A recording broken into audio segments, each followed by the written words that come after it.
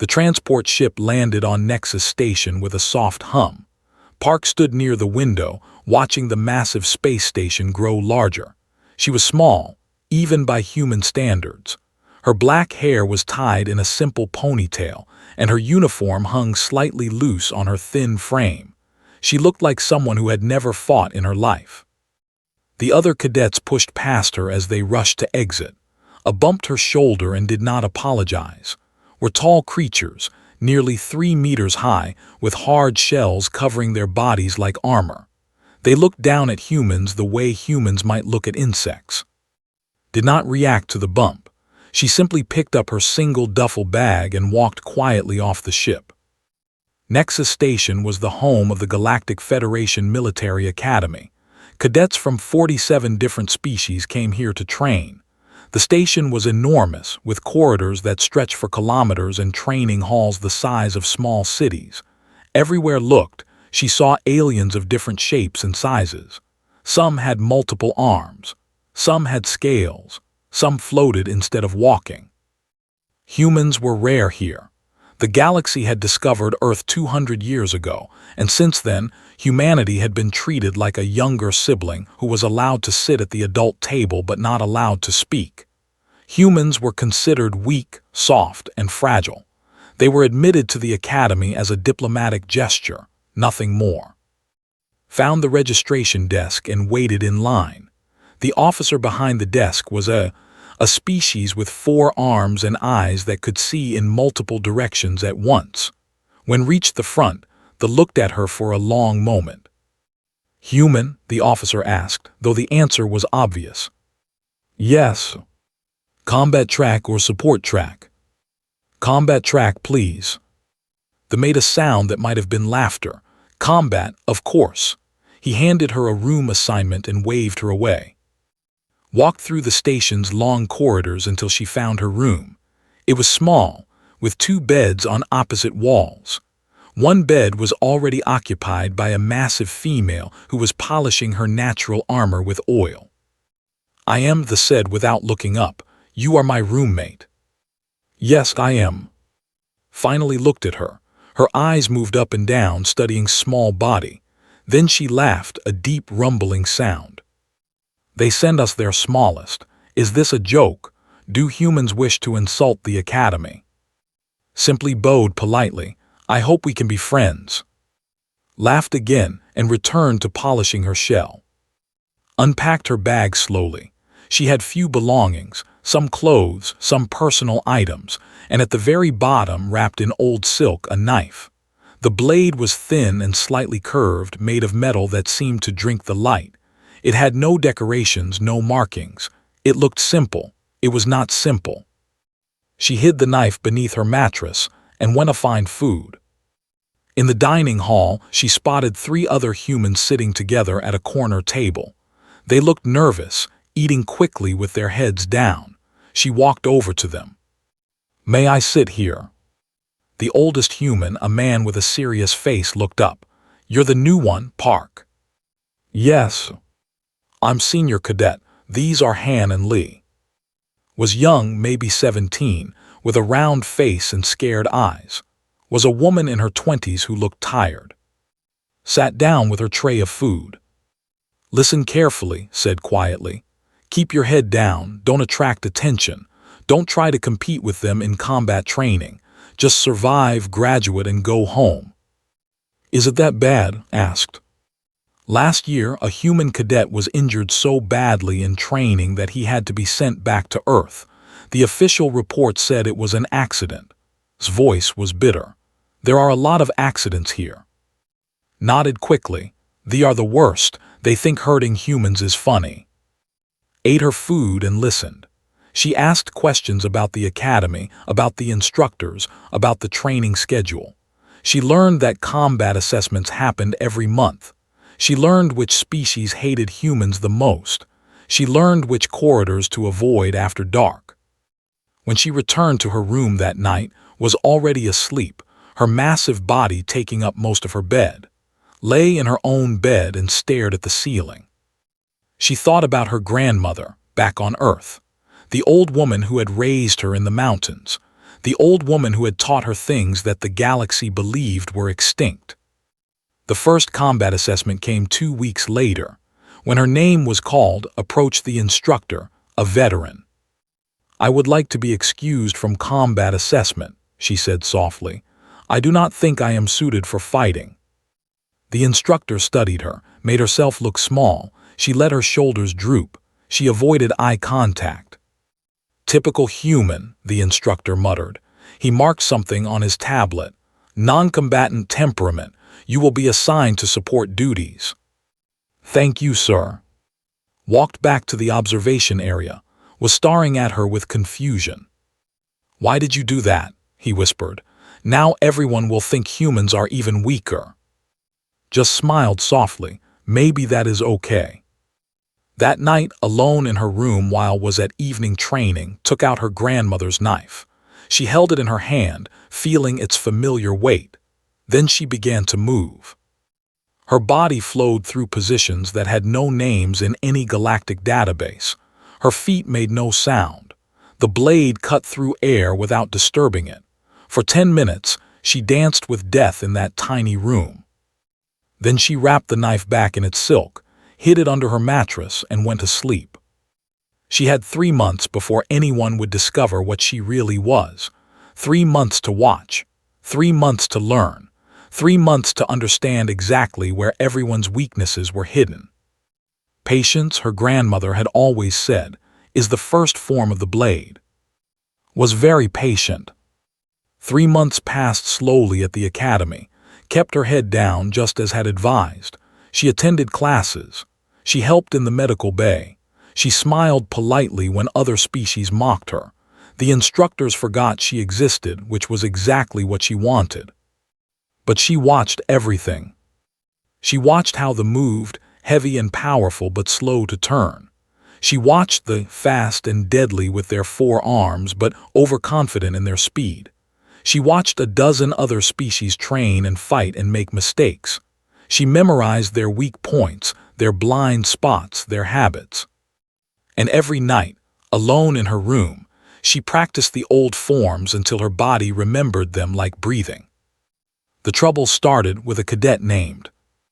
Was tall even for his species, with dark purple skin and eyes that always seemed to be laughing at something cruel. He had decided that human cadets were his personal entertainment. Small injuries during training, accidents in the corridors, had already been to the medical bay twice because of him. The instructors did nothing. Humans were not worth protecting. One evening was walking back to her quarters after dinner when she heard sounds from a side corridor, a voice she recognized. His voice, frightened and pleading. She turned the corner and saw them. Had pinned against the wall. His 4 arms held the young human like a toy. 2 others stood behind him, watching and laughing. "Human bones break so easily," said. His voice was soft and happy. "I wonder how many I can break before you pass out." "Please," whispered. "Please, I didn't do anything." "That's what makes it fun." Stepped forward. Her footsteps were quiet but heard her. He turned his head, all 4 eyes focusing on her. "Another one," he smiled, showing teeth that were too sharp. "Wait your turn, little human. I will deal with you after I finish with this one." "Please let him go," said. Her voice was calm, almost gentle. The 2 behind laughed loudly. Himself seemed amused. "Let him go, and what will you do if I don't? Cry, run to the instructors who don't care about you." Took another step forward. "I am asking nicely, please let him go." Released, who fell to the ground. But this was not mercy. This was a predator who had found more interesting prey. "You have courage," said, walking toward her. "Stupid courage, but courage. I respect that. I will try to keep you conscious while I teach you why humans should stay in their place." His 4 arms reached for her. What happened next took 1.3 seconds. Later, Federation analysts would watch the security footage 847 times, slowing it down again and again, trying to understand what they were seeing. Moved. She did not move like a human should move. She flowed like water, like smoke, like something that had no bones. In the first half-second, she was past reaching arms. In the next half-second, 3 of those arms were hanging useless, disabled by strikes to nerve points that only a master anatomist would know. In the final fraction of a second, her grandmother's knife appeared in her hand, and its edge rested against throat. Not just any part of his throat. The primary throat, the one hidden behind layers of muscle and protected by the configuration of arms. The throat that combat manuals said was impossible to reach. Was frozen. His remaining arm twitched but did not move. The knife was pressed exactly hard enough to draw a single drop of purple blood. "I asked nicely," said. Her voice had not changed, still calm, still gentle. "Next time, please listen." The 2 others had not moved. They stared at her with all 8 of their eyes wide, with something they had never felt toward a human before. Fear. Removed the knife from his throat and stepped back. She helped to his feet. "Can you walk?" she asked him. Nodded, unable to speak. "Good, let's go." They walked away, leaving 3 standing in the corridor. Arms would heal in a few days. His pride would take longer. The next morning was called to a tribunal. The chamber was large and cold. Admiral, an ancient who commanded the academy, sat at the center of a long table. Other high-ranking officers sat beside him, stood alone in the middle of the room. "Cadet Park," the admiral said. His voice was like stones grinding together. "You are accused of assaulting a fellow cadet." "I defended a fellow cadet, Admiral." The security footage shows something unusual. He pressed a button, and a hologram appeared, showing her movement in slow motion. Even slowed down, she looked impossibly fast. "This technique, it matches nothing in our databases of human martial arts." Said nothing. "However," the admiral continued, "our archives contain a classified file, 60 years old. A human diplomat ended a hostage situation involving 300 soldiers. She moved like you move. The file calls it the songbird forms." Still was silent. The Pangalactic Weapons Convention specifically prohibits the songbird forms in 12-star systems. They were believed extinct. The admiral leaned forward. "Are you a practitioner of the songbird forms, Cadet Park?" Met his eyes. Her face showed nothing. "I don't know what you're referring to, Admiral. I simply defended a fellow cadet using basic self-defense." The admiral stared at her for a long moment. He did not believe her. Everyone in the room did not believe her. But without proof, without confession, there was nothing they could do. "You are confined to quarters until further notice," the admiral said finally. "This tribunal is not finished." As guards led her away, allowed herself a small smile. The galaxy had just learned that the songbird was not extinct. And it was only the beginning. Sat in her small room, confined to quarters by order of the admiral. The door was locked from outside. 2 guards stood in the corridor. They thought she was trapped. She closed her eyes and let her mind travel back to Earth, back to the mountains, back to where everything began. She was 8 years old again. The house was old, built of wood and stone, hidden in the mountains of province in Korea. Snow covered the ground, but the air inside was warm. Young knelt on a mat, her small hands folded in her lap. Her grandmother sat across from her. The old woman's hair was white as the snow outside, but her eyes were sharp and clear. In her palm rested a knife, the same knife that now hid under his mattress on Nexus Station. "Our family has kept this art alive for 400 years, grandmother said. "Since before Korea was one nation, since before humans knew there were other worlds in the sky." Young looked at the knife. It seemed ordinary. "Why is it secret, grandmother?" "Because the galaxy fears what it cannot understand." The old woman turned the blade slowly, letting light play along its edge. "When humans first traveled to the stars, they found that other species were stronger, faster, bigger. Humans became the weak ones, the small ones. the ones who smile and bow and let others feel powerful. But we are not weak. Grandmother smiled. Some of us are not weak. Some of us carry the old knowledge. The songbird forms were not created for war, child. They were created for ending war. One person in the right place with the right training can stop an army. She placed the knife in Young's hands. It felt heavy with history. 60 years ago, your great-grandmother used these forms to save 300 hostages from soldiers. She moved through them like wind through leaves. The Federation recorded it. They classified it. They feared it. Why did they fear it? Because they realized something terrible.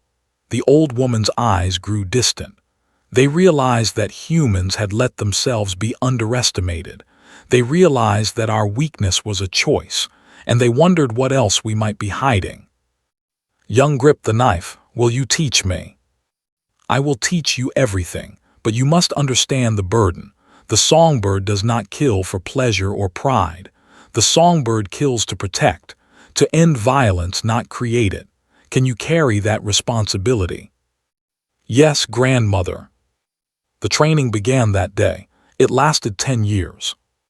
In her locked room on Nexus Station, opened her eyes. The memory faded, but the lessons remained. Her grandmother had died 2 years ago, passing the knife and the knowledge to her granddaughter. The last of the songbird lineage, or so the galaxy believed. A sound at the door, the lock clicked, the door opened. Commander Shin stepped inside. He was in his 50s, with gray at his temples and the tired eyes of a man who had fought too many political battles. He was the highest-ranking human in the Federation military, and he looked like he had not slept in days. "You've put me in a difficult position," he said, sitting down on the edge of her bed. "I protected a cadet, Commander. You revealed that humans have been hiding something significant." He rubbed his face with both hands. "The Confederacy is demanding your execution. They say you assaulted their citizen with a banned weapon." "My hands are not banned."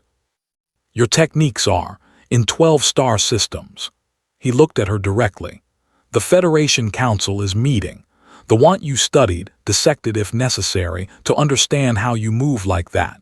And 17 human colony worlds have already sent messages asking if practitioners like you can be deployed to defend them." Remained calm. "What do you want, Commander?" "I want to know how many of you there are." She was silent for a long moment. Then she said, "Enough." "Enough for what?" "Enough to make a difference, if we ever needed to." Commander Shin stood up and walked to the small window. Outside, stars burned in the endless dark. "For 200 years, he said quietly, humanity has played the weak species. We smiled when they mocked us. We apologized when they hurt us. We accepted the worst colony worlds, the smallest ships, the least respect. And all that time, some of us were keeping secrets. The galaxy never asked what we were hiding," said. "They assumed they already knew everything about us. And now one learned that assumptions can be dangerous." The commander turned back to her. "The Council wants to make an example of you. They want to show that humans cannot hide weapons, cannot challenge the established order. If I cannot find a way to protect you, they will take you. They can try." For the first time, Commander Shin smiled. It was a small smile, tired but real. "Your grandmother was Park, wasn't she? I read the classified files. Her grandmother was the diplomat who ended the hostage crisis. The Federation has been searching for the songbird lineage for 60 years. They were not searching very hard. No, I think they were hoping they would never find you, hoping you had really gone extinct." He moved toward the door. "I will do what I can in the Council, but you should prepare yourself. They do not forgive easily. They may take matters into their own hands." After he left, reached under her mattress and pulled out the silk-wrapped knife. She held it against her heart. "Grandmother," she thought, "I tried to stay hidden. I tried to be patient, but they hurt one of ours and I could not let it pass." In her memory, her grandmother's voice answered. The songbird does not sing for attention, but when it must sing, the whole forest listens. Unwrapped the knife and began to practice. If they were coming, she would be ready. She had been ready her whole life. They did not wait for politics, they sent hunters. 3 assassins arrived on Nexus Station hidden among a supply shipment. They were professionals, trained since birth in the art of killing. Each carried a neural disruptor, a weapon designed specifically to destroy human nervous systems. 1 shot would cause paralysis. 2 shots would cause death. The weapons were illegal under Federation law, but the Confederacy had decided that laws did not apply when human honor was at stake. Their mission was simple: kill Park, kill anyone who might have learned her techniques, make it look like an accident. Knew they were coming before they arrived. She felt them the way a spider feels vibrations in its web. Something in the station's rhythm had changed. Shadows moved differently. Air currents shifted where they should not shift. After 3 months of watching everything, she knew Nexus Station like she knew her own heartbeat. At 300 hours, station time, found her in the garden module. This section of the station grew plants from 100 worlds, creating a small forest of alien trees and flowers. Artificial moonlight filtered through the glass ceiling. Was practicing her forms, moving between the trees like a ghost. "They're coming for you," said. His voice was urgent and afraid. "I know. We have to tell security, we have to." "Security will do nothing. The assassins have diplomatic cover. By the time anyone investigates, I will be dead and they will be on a ship back to space." Watched her move. Even knowing she was dangerous, it was hard to believe. She looked so small among the alien trees. "How do you know they're here?" he asked. Did not stop her movements. 3rd deck maintenance corridor, 5th deck water reclamation, and 1 is currently in the ventilation shaft above us. He has been there for 6 hours waiting. Looked up involuntarily. "Don't," said softly, "let him think he's hidden." "What are you going to do?" She stopped moving. Her grandmother's knife appeared in her hand, catching the artificial moonlight. "What my family has always done, end it quickly." Footsteps approached, appeared between the trees, his young face pale with worry. "Sent me," he said. "She said something feels wrong," she said. A high-pitched whine cut through the air. Neural disruptor fire. Moved. Later would try to describe what he saw. He would fail. Human words were not made for describing how fought. She flowed through the garden like water flowing downhill. The first assassin dropped from the ventilation shaft, firing his weapon. Was not there. She was behind him, her knife finding the nerve cluster at the base of his skull. Not deep enough to kill, just deep enough to drop him unconscious. The second assassin came from the trees, all 4 arms swinging weapons. Went low under his reach, her blade dancing across tendons and pressure points. In 2 seconds he was on the ground, unable to move but able to feel everything. The third assassin was smart. He stayed back, firing his neural disruptor in wide sweeps. Used his fallen companions as cover, moving between them faster than his eyes could track. She was humming. Realized this with a strange shock. She was humming an old song while she fought, something slow and sad like a lullaby. The third assassin's disruptor clicked empty. He reached for a backup weapon. He never touched it. Was there, impossibly there, her knife pressed against his throat. "Tell me," she said, her voice gentle as a summer breeze, "did the Confederacy send only 3, or are there more coming?" The assassin's 4 eyes were wide with terror. He had trained for 20 years. He had killed 17 targets. And this tiny human had dismantled his entire team in less than a minute. "Only us," he gasped, "only us. They said you were dangerous, but they didn't know." "No," agreed, "they didn't." She knocked him unconscious with a precise strike. The garden was quiet again. 3 assassins lay on the ground, alive but helpless. Knife had not killed any of them. She cleaned the blade on one of their uniforms and slid it back into its hidden sheath. Stepped out from behind a tree where he had hidden. His hands were shaking. "You could have killed them," he said. "Yes. Why didn't you?" Looked at him. In the artificial moonlight, her eyes seemed very old. Dead assassins create martyrs. Living assassins create fear. She turned to the unconscious. When they wake up, they will tell their masters what happened. They will describe how a small human woman defeated 3 trained killers without breaking a sweat, and the next team the Confederacy sends will hesitate. "Will there be a next team?" Smiled. It was not a happy smile. "Let's make sure there isn't." She walked to the station's internal communication panel and opened a channel to the diplomatic quarters. "This is Cadet Park. I believe 3 of your people got lost in the garden module. They seem to have injured themselves quite badly.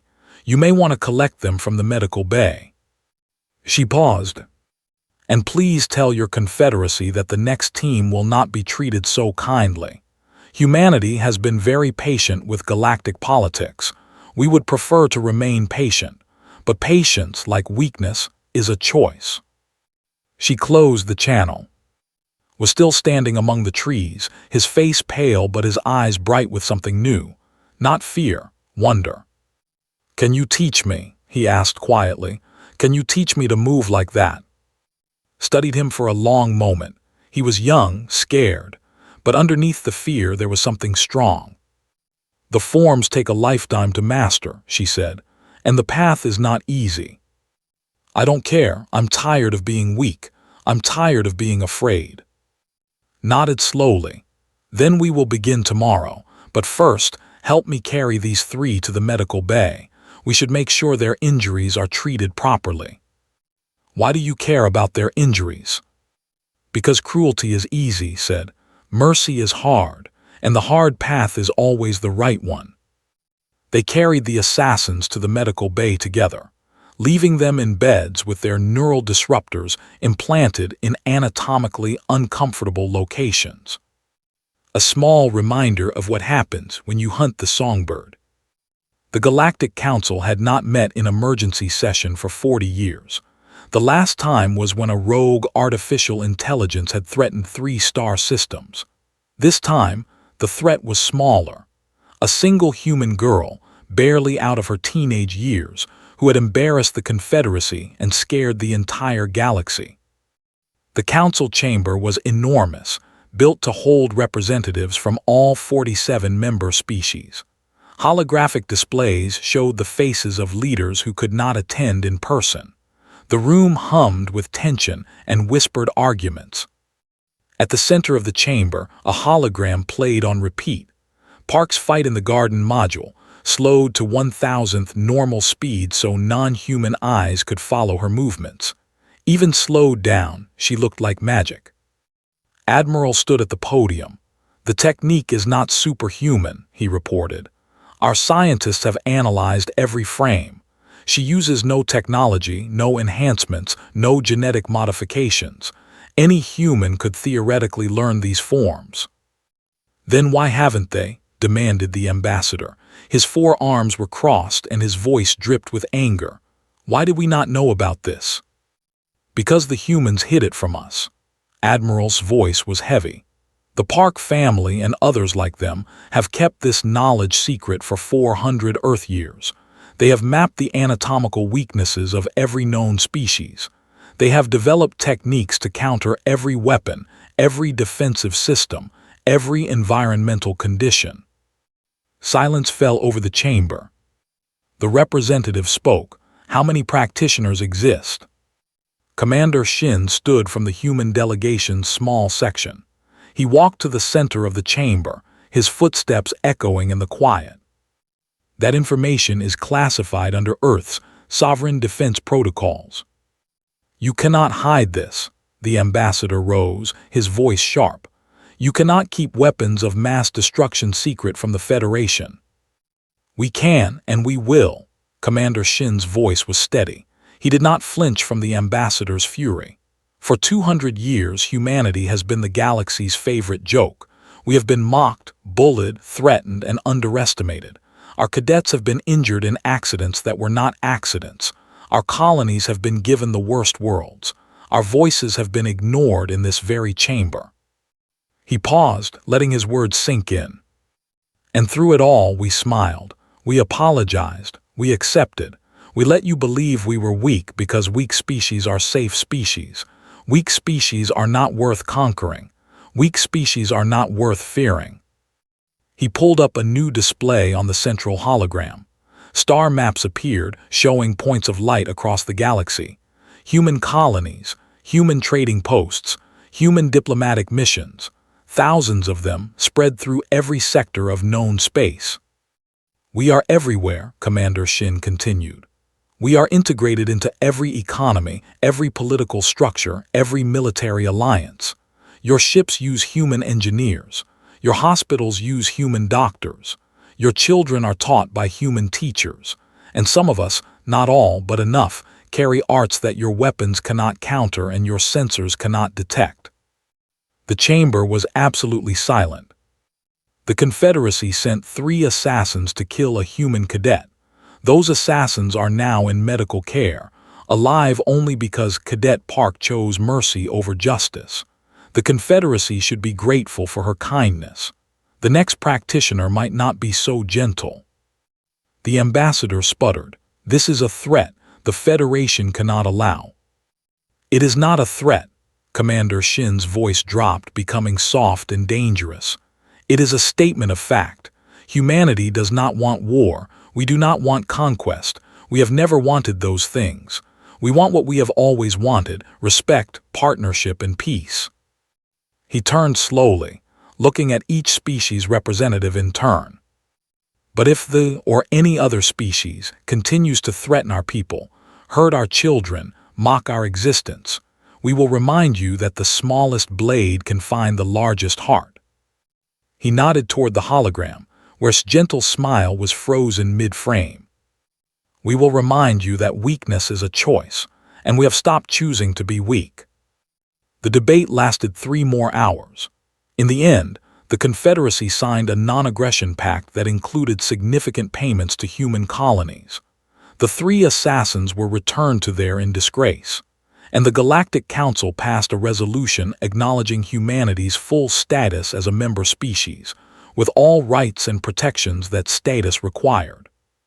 It was the first time in 200 years that humanity had been treated as equals.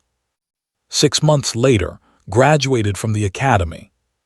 Her final combat scores were the highest in the Academy's history, scores she had deliberately hidden until the last examination.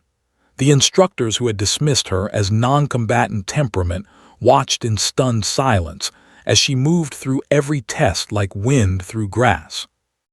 Her former roommate found her after the graduation ceremony.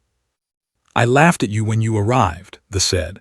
Her voice was uncertain, humble in a way had never heard from her species. "I called you small and weak." "You did." "I was wrong." Smiled. "You were not wrong, I am small. But small is not the same as weak. That is the lesson the galaxy is learning." She walked away, leaving standing alone in the corridor. That evening, sat in the garden module where she had fought the assassins. The artificial moonlight filtered through the glass ceiling. The alien trees swayed in recycled breezes. Sat beside her, practicing basic forms under her guidance. He was clumsy and slow, but he had heart. Stood nearby, watching them both. "What happens now?" asked. "Now I return to Earth for a while. There are others who need training, others who need to learn what our family has protected for 4 centuries. Looked up at the stars beyond the glass. "The galaxy knows about us now. They fear us. That fear will protect humanity for a generation, maybe 2. But eventually, fear fades. We need to be ready for what comes after." "And what comes after?" "Hopefully peace. Real peace built on respect instead of ignorance." She smiled softly. "But if not peace, then we will be ready for that too." She reached into her pocket and pulled out her grandmother's knife. The blade caught the moonlight, old and worn and deadly. My grandmother told me something when I was young. She said the songbird does not sing for attention, but when it must sing, the whole forest listens. She stood, the knife disappearing into its hidden sheath. The forest is listening now. Let us hope they like what they hear. She walked toward the exit, leaving to practice his forms in the artificial moonlight. Behind her the stars burned on, endless and patient. And somewhere in the galaxy, in hidden places and quiet rooms, other practitioners were emerging from the shadows, other families who had kept the old knowledge, other blades waiting to sing. Humanity had stopped pretending to be weak. The galaxy would never be the same.